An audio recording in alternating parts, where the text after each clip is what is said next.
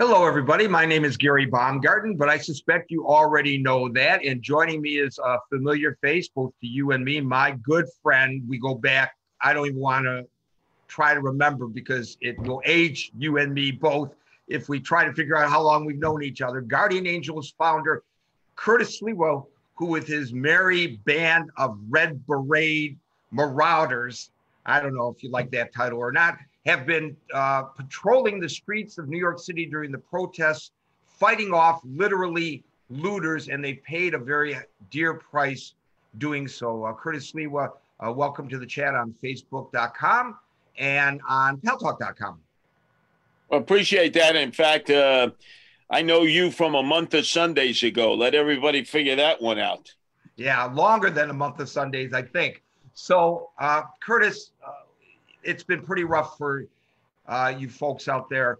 It's interesting because during the lockdown before the protests, you were out putting yourselves at risk, a health risk, helping the homeless people who were abandoned by the city, despite the fact that there was a budget that has not been expended to help them, especially the ones who are EDPs, emotionally disturbed persons, which is a whole nother story. And then when the looting started, you shifted gears and started protecting the citizens and the property in New York City. Well, you see, it was interesting because during the pandemic, when the city went into complete lockdown and Cuomo was too busy giving press conferences every day along with de Blasio. By the way, Gary, they never met.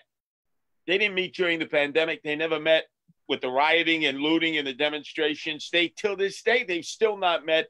And notice Cuomo has schlepped to the White House, the West Wing, to meet with Trump, his political adversary, on two separate occasions in that time to try to shill for Shimolis because the state and the city needs money, like the rest of the United States do from the federal government. Well, put that aside. Here were the great Democratic liberal progressives, Cuomo, de Blasio. You know, was supposed to take care of the poor and impoverished, the needy, the homeless, the emotionally disturbed. Well, they weren't getting taken care of before the pandemic. And then immediately there was no attention to them whatsoever. They were left to ride the subways morning, noon, and night. They closed all the bathrooms. So where were these men and women to relieve themselves? And they had no food because they had ordered all the churches, synagogues, and Muslims to lock down, mosques to lock down. And they had ordered all the public service volunteer organizations not to go out and intermingle. And as you know, Gary, I never paid attention to any of the restrictions. I've never worn a mask. I've never socially distanced myself. In fact, I took the Guardian Angels, and not only did we feed them and ride the trains with them and take care of them in Penn Station, which many of them descended into, but we bathed them. We made sure, hopefully, that they didn't get the coronavirus because in their population, it could have spread like wildfire. And it was amazing. People were saying to me, you're going to spread the disease, Curtis. You shouldn't be doing that. I said, and who's going to care for the emotionally disturbed people and the homeless? Certainly not the city or the state. And they continue to be neglected. But then, as you saw, when Floyd was killed by the Minneapolis police officer, all hell broke loose. There were immediately Black Lives Matter demonstrations everywhere, and particularly in New York, morning, noon, and night.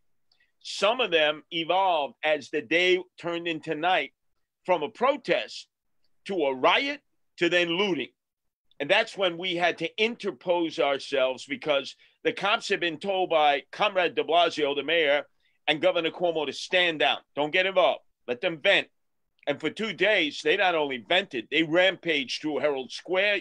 You saw them invading Macy's, the largest department store in America. They went into Soho, where all the trendy shops were. And they went up into the Bronx, where I started the Guardian Angels 41 years ago, a relatively poor and impoverished area, Fordham Road in Burnside. And they just looted. They went on a looting spree. In fact, they had a call, because of technology now. They're able to flash mob. They're able to immediately assemble people. And it was called a loot out. And immediately all the young men and some young women descended into the city in the Bronx, and they just went on a rampage, but highly organized. They had the weapons to break into these retail establishments, so the bolt lock cutters. They had baseball bats to break the windows. They had crowbars to pull the plywood off the windows because even the merchants knew they were going to get looted. And they would do it over and over again. It was like a pecking order. So the Lions went in first, the youngest marauders, took what they wanted. And then they'd have Beamers and Benzes roll up that had been hot-wired and stolen in the streets of Newark, New Jersey, across the Hudson. They'd come in through the Holland Tunnel. They'd wait. And then once the younger ones had gotten their take, then they would come in, take the rest of the apparel or sneakers or liquor or jewelry or computers, throw it into the cars that they had hot-wired, and drive it back to New Jersey. And the cops were standing on the sidelines. And that's when I told the Guardian Angels, enough is enough. We are going to go in there. We're going to stop the looting. We are not going to surrender. We are not going to retreat. And for 2 days, a previous Monday and previous Tuesday, we had about 6 battles in the street, all-out battles, and did not cede any ground to the looters, who obviously could have gone to other locations that did not have Guardian Angels, but they were so sure that they controlled the streets. In fact, when they rolled down the streets, 100, 200, 300, they would sing, "Who rules the streets? We rule the streets." And I would antagonize them and say, "Who's your daddy? Curtis Sliwa's your daddy." And then it just broke loose. It just broke loose. So you mentioned that they came armed with implements to break into these buildings, crowbars and bolt cutters. But as you found out the hard way, at least one of them had a hammer. Oh, yeah. They had ball-peen hammers and they had claw hammers. All of that meant to bust through the windows or to pull the plywood off. And in the third major battle in which we were involved with 300, there was only 6 of us at that time standing in front of this Foot Locker. They came at me with the ball-peen hammer, hit me in the jaw, fractured my jaw. And then in a previous battle, they had picked up a city bike. City bike is what you can rent in the streets. Pretty heavy bike. And they did a kabong on me right on my head. You could see it in the video. And I did not shrink. I just kept fighting away until eventually they decided, okay, they would regroup. And then they'd come at us again 3 times in one night. And the police were nowhere in sight. Now, later on, the cops would tell me, "Curtis, we heard the chatter over the radio. We heard the helicopter pilot was saying that they were attacking the Guardian Angels, and we were told to stand down, stand down." In fact, one deputy inspector told the cops who wanted to run in, some of them who had known me personally, and he said, "No, Curtis Sliwa decided with the Guardian Angels to crawl into the belly of the beast. He's going to have to deal with it. He's going to have to deal with the ramifications." And then after 2 nights of all-out looting, the mayor finally found a set, and he said, "Okay, we're imposing a curfew. We want a crackdown." Now, when you tell cops to go from standing down, letting the crowd vent, to doing a crackdown, what do you think you're going to get as a result? The cops are going to take their batons out. They got their helmets on, their shields. They call it bats and hats. And they started beating the looters, but also in the mix with some of the protesters.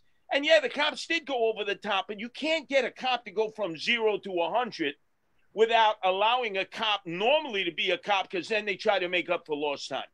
So before we talk about the political ramifications, how politics affects good policing, and I think you and I would both agree that the NYPD is and can be, when it wants to be, a very professional police organization. We've seen them at their absolute best. Unfortunately, the video clips that we see don't put them in a good light necessarily all the time, but you and I have both seen them at their very best as well. And they weren't, as you point out, at their very best in these clips, probably because of what City Hall was dictating to the police commissioner, who should be standing up to the mayor and is not, in my opinion.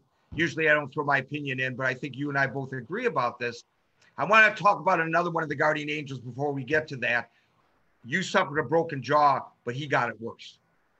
Yep. In fact, Aram, he was in there back-to-back with us, and he got clipped a few times in one of the battles, probably the one where we were battling 300.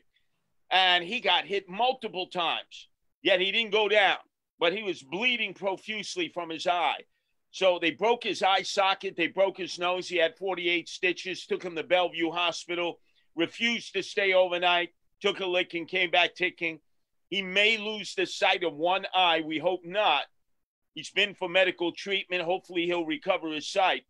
But it could have been a lot worse for Aram. Could have been a lot worse for all of us. We could have been dead and buried. In fact, when I looked at the last mob that came for us at about 11 p.m. on Tuesday night, that was the third time they were coming for us, had to be at least 500. And then at 11:15, as we began to fight with them, the cops came out of nowhere. Some reason, somehow, some way, orders were given, go in and rescue the guardian angels. And they came out of everywhere. First, there were the bicycle cops. They rolled in real quick. Then they had the undercover DTs in the unmarked cars. Then they had the marked vans, the marked cars. Then they had cops coming in on scooters and motorcycles. And they had the looters and vandals on the run. Now, they clipped 68 of them. They had them all sitting on the curb. You know, they were handcuffed in the back. I looked to see if there were out of the faces, if there were any who had assaulted us. I couldn't make an identification. But within 4 hours, they were taken to the nearby precincts. They were written up. It's called a disappearance ticket. None of their backgrounds are checked. They're not photographed. They're not printed. You have no idea if they have a previous record, if they're on probation or parole. And they were just cut loose. And they came back the next day, Wednesday, to do it all over again, because we have a no bail system in New York State now. So even for burglary, they cut you loose. Even for possession of these burglary tools, even with video identification that you were the one who smashed the window, you were the one that came running out of the store, you go before a judge, no bail, you're not remanded to jail, you're just sent home to do it all over again. So let's talk about the political issue here. What should have the mayor done initially when things started getting out of hand? Well, the first thing this feckless, weak, fold like a cheap camera Mayor de Blasio should have done is been out in the streets with the men and women of the police department, and he would have seen firsthand what they were going through. But by the way, let me just interject for a moment here. When in 1967 in Detroit, George Romney, the governor, and Jerry Kavanaugh, the beautiful mayor of Detroit, who probably would have ascended to the presidency if he had not died of a massive heart attack. Great guy. They rolled up their sleeves, literally, and so did John Conyers, the famous now deceased congressman from the inner city of Detroit. And they were out there face to face with the crowds, imploring them. And by the way, they got attacked on occasion because they did the right thing. You're absolutely right. I was appalled by the fact that the mayor and the governor were not out there. I guess they were too wussed up to, even with their state troopers and riot-clad NYPD officers, they were too afraid to go out there and confront the crowd. Now, they know the crowd would have turned on them. First off, the crowd, these are young men, African-American men, African-American women, the looters. They have no political ideology. Many of them don't even know who Cuomo de Blasio is, to be honest with you. Yeah. But if they were standing there as an impediment to them looting, they would have run over them and turned them into speed bumps. They would have shown no respect. And Gary, you know, we're blaming cops. We're blaming officials. Not enough money. Trump, Cuomo, de Blasio. And I said, has anybody blamed the parents? You mean to tell me a young man is at home. He's dressed all in black with a black hoodie. He's got his backpack filled with a baseball bat, aluminum baseball bat, even though he's never played baseball in his life. He's got bolt cutters.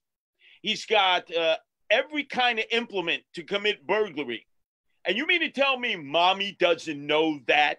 And then he comes home and he's got all this loot and he throws it on his bed. And the next thing you know that advertisement, let it go. He just lets it go. It's all up on the net. He's selling it. He's making mad money, mad money. You know, he's got those, especially, this is what they were looking for that night. That's why they hit so many sneaker stores, Nike Town, Adidas, the Foot Locker that we defended, the limited edition sneakers, the ones that they'll sit days for outside on lawn chairs because so few, it's supply demand. These kids would make great capitalists because they know how to resell, but they apply all their energies, unfortunately, to stealing and then selling.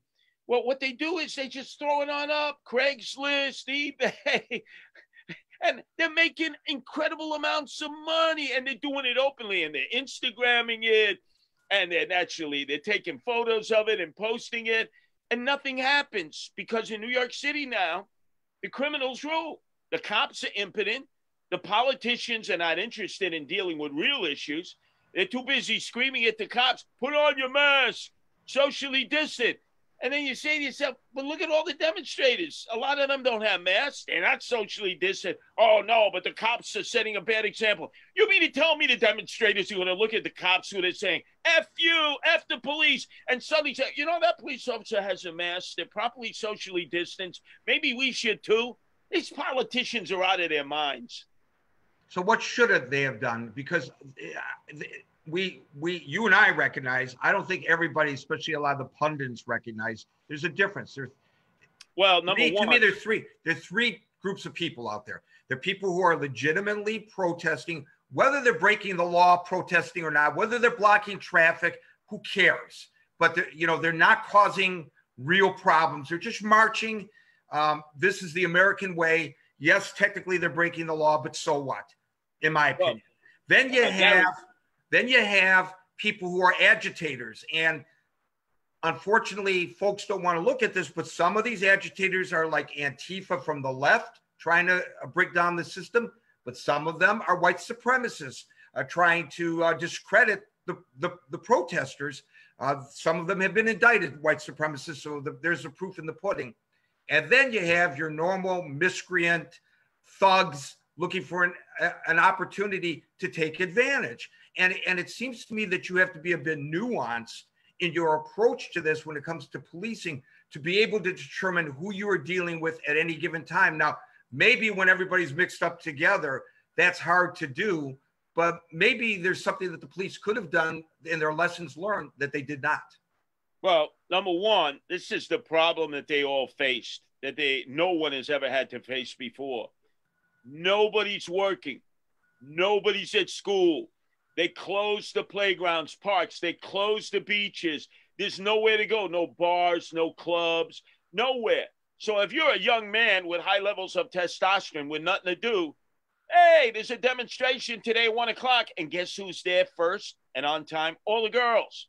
So it becomes a social occasion too. Like, look at my sign compared to your sign. And where can we go later on and make up new signs for tomorrow's protest for Black Lives Matter? There's nothing else to do. And naturally, the whole world is watching. So where are you going to be if you got nothing to do but at a Black Lives Matter protest? I guarantee you, even though there would have been protests, if people were back at work, going to school, away for the summer, doing whatever they do under normal circumstance, would have been far less protests. And there certainly wouldn't have been any looting and any rioting. So number one, you recognize, wow, this is a dilemma. This is going to happen. There's nothing I can do to control it. So I got to contain it. So I meet with the organizers and I tell them, look, every strong march always has marshals. You appoint the marshals. You control the crowd. We stay on the outside. You don't control the crowd, then we come in. That's simple. We'll stay out of the way. But you have to have marshals. And in every major demonstration going back to the civil rights era, the anti-war era, almost all marches, you have marshals. These were impromptu marches. Black Lives Matter, you don't even know who their leadership is. It's like Antifa.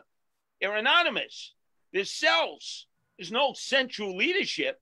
So you could say, I'm Black Lives Matter. Let's schedule a march. And then all of a sudden you flash mob it. You throw it up there, and now you got 200 people. Where are you going to go? Oh, well, just follow me. And they follow the person, and they walk all day and walk all night. And the cops, they walk right next to them. Now, when a group is yelling, F the police, abolish the police, abolish prisons, and all that nonsense, and the cops are right there, what do you think that group is going to do? You don't think some in the group are going to throw bottles, antagonize the cops? You don't think some of those cops are going to say enough is enough? I've been following you around, chasing you for 4 hours. It stops here. And that's the problem. So that would have been number one. Number two. But they want that to happen, by the way. They want the cops to react in that manner because they're all doing this. They're holding up their cameras. Yep. And they're going to post it on Instagram and on YouTube and on Facebook and say, look at the NYPD. They may have stood there passively for 4 or 5 hours, constantly hearing F the police. You're a punk. If you weren't there with you, I saw one the other day. You're a punk. Because the guy was short. He was a short guy. You're a punk. Come and meet me away from your boys in blue. Just you and me. I'll take care of you. I mean, how long are you going to sit there and take that? No, understood. And again, the leadership was very weak. The police commissioner, the deputies, they're being feckless, weak. They're led by a weak mayor. So there's no strength being exuded. So eventually cops decide, well, if the chiefs aren't going to call it, we'll take the law into our own hands. And they did. And there were some major mistakes made. And they're going to have to pay the price for that because it was over the top. But the demonstrators, we're not talking little angels here. We're talking about people constantly prodding, constantly hoping to antagonize the cops, throwing. You see, the classic thing I would see is, and you wouldn't notice it unless you were at ground level, is they would take a full bottle of water, whether it's in glass or plastic, and throw it way up in the air. And then it would come crashing down, and people would scatter. And then all of a sudden, there would be a ruckus, and the cops would come in and think they were under siege, and then the entire situation is out of control. So again, the police training did not prepare them for this. They didn't have the mounted units there, who are the best trained in the world. I'm telling you, a guy or a gal cop on a horse, they can see where all the problems are coming from. When the horse charges the crowd, I don't care. Antifa, Black Lives Matter, Proud Boys, it doesn't matter. They run. And secondarily, the New York City Police Department spent millions of dollars for these small drones. They're housed where the helicopters are, Floyd Bennett Field. They're used whenever there are large groups like parades. Like this weekend would have been the annual Puerto Rican Day Parade, 1 million strong. They would have had drones up there surveying the crowd. The mayor decided no mounted police, no drones. We don't want the police to militarize the streets. Are you kidding? The drones could have followed the looters. They could have been watching the looting. The cops could have immediately boxed them in, lined them up, stripped them of the loot, and taken them to the Hooskow. Obviously, the new provisions are write them up and release them. But the point is, they didn't even use the drones. And we've spent millions and millions. You know how they have the drones even in Elizabeth, New Jersey. Get off, separate. You need to separate now. Get off the streets. Can you imagine these young teenagers breaking in and then all of a sudden they hear this loud voice? They can't even see where it is. Get off, cease and desist. Get off the street now or you'll be locked up. Half of them would run. Half of them would not stand around and try to figure out where the hell that noise was coming from. Curtis Sliwa, the founder of the Guardian Angels, I want to just address one other issue that you touched on. A lot of people today are saying not only F the police, but defund, disband the police department. And I just want, I want your thoughts on that, but I want to preface this by telling you something anecdotal that happened right here in New York City. There was a huge crowd in Brooklyn. The crowd was loud. They're yelling for hours, F the police. Within hearing distance of that crowd, at the same time, on the Brooklyn Bridge, there was an emotionally disturbed person who was threatening to jump. In the midst of people screaming, F the police, disband the police, disfund the police or unfund the police, cops came in from Brooklyn. A lot of cops. Cops came in from Manhattan. They shut down traffic. They put their lives at risk, grabbing that guy before he could jump over the rail, listening to people within shouting distance saying F the police. How ridiculous is it what's going on in Seattle today, where they have a 7-block area, an autonomous zone that the protesters have taken over. The police have been told by the mayor there, if you could find a mayor worse than de Blasio, I didn't think you could, but now I think there is one. Don't go in. I hear that they're demanding jizya of the some of the store owners there, just like the mob used to do. The mafia used to come in and say, you have to pay us protection money. Nothing will happen to your store. That's what's happening there in Seattle. This is absolutely ridiculous. Of course, there's a problem with police community relations. Of course, there's a disproportionate number of minorities who are abused by police officers. We have seen it. We know that to be true. And of course, it hasn't and has to be addressed. But I cannot believe that people in our minority communities really want the police disbanded. So when some guy is tuning up his old lady and the neighbor's down 911, who's going to come? A social worker? Come on. This is absolutely ridiculous. Well, of course, in Minneapolis, they're trying it out. They'll have a social worker show up with an EMT. So let's say you, Gary Baumgarten, you're walking the streets of Minneapolis and some gangbanger does a drive-by on you and shoots you, but somehow miraculously you're alive. The EMT will resuscitate you, give you CPR, and the social worker will say, Mr. Baumgarten, are you aware we have a victim compensation fund here in Minneapolis that will pay for all your medical expenses and maybe even supplement the money that you lost because you had to be away from work for a year? And then you say, but who's going to go get the guys who shot me? Well, that's not our job. We're not police. Well, why did I call 911? Why would anybody call 911? Cops are not social workers. We've wanted them to do things that social workers are supposed to do, but more importantly, parents are supposed to do. So we want them to be the parents to the kids. And then when the kids turn on the parents, which so often happens in all households, we don't like the results. Well, let the cops be cops. And parents, if you're going to have kids, it's your responsibility to take care of the kids and not blame the cops, because the politicians run from that. Do you ever hear the politicians say, hey, where were the parents that night? How come nobody was utilizing parental control and keeping your kids off the street? You knew there was a curfew. You watched them walk out. Black hoodie, black outfits, burglary tools. You saw them come back with loot, put it out on the sofa of the bed. Did you say anything to them? Of course not.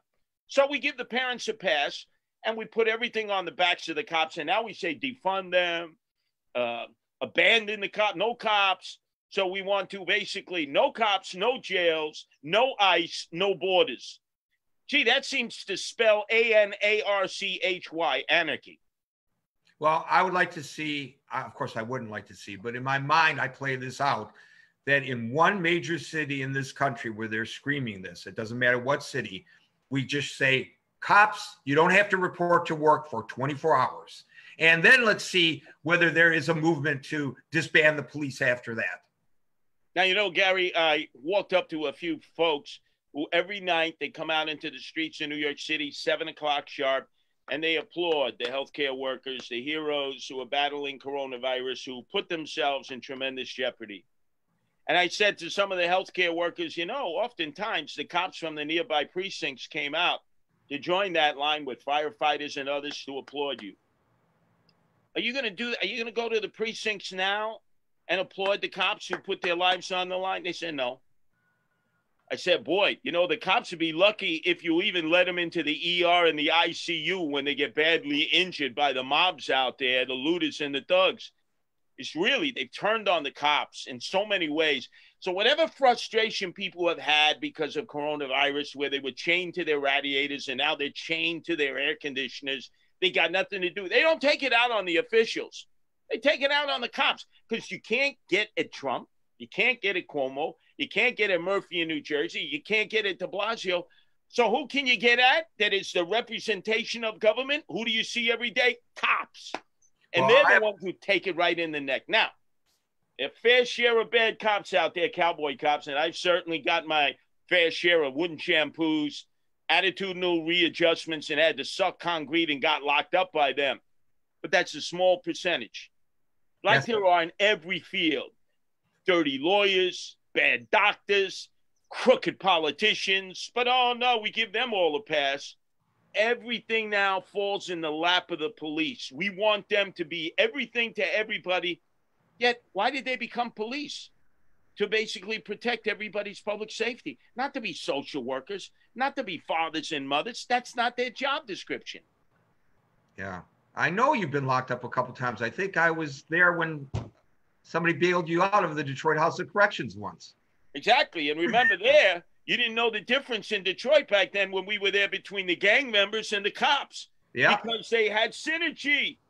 It took me to a meeting. The head of the gang, the Black Gangster Disciples, Errol Flynn's, Keith Harvey. I'm in the back of a car. Next thing I'm meeting the deputy inspector, and they're talking about, oh, we got to negotiate this. I remember that. Gang member and cops. I couldn't tell the difference between the two. I remember Keith Harvey and you and fronting each other off in front of the Spirit of Detroit. Yep. Yeah, and remember I told him, make sure you got a bullet for me. You spell it Sliwa. Put it on there in chalk, because I'd hate to see that bullet go to anyone else. And even the gangbangers were stunned by that. I remember. But I got great audio for WWJ in Detroit, thanks to you, and I appreciate that. I am in your debt. Curtis Sliwa, I'm in your debt today, too. You're very generous with your time. Please be careful and safe out there. And thank you for all you're doing for those of us here in New York City. And as I say at the end of our chats every time, I don't say have a great weekend every time, but since it's Friday, I will add that. And of course, peace out. Well, GB, I'll go out there and thump some looters for you. All right. I want to be there and watch like the old days.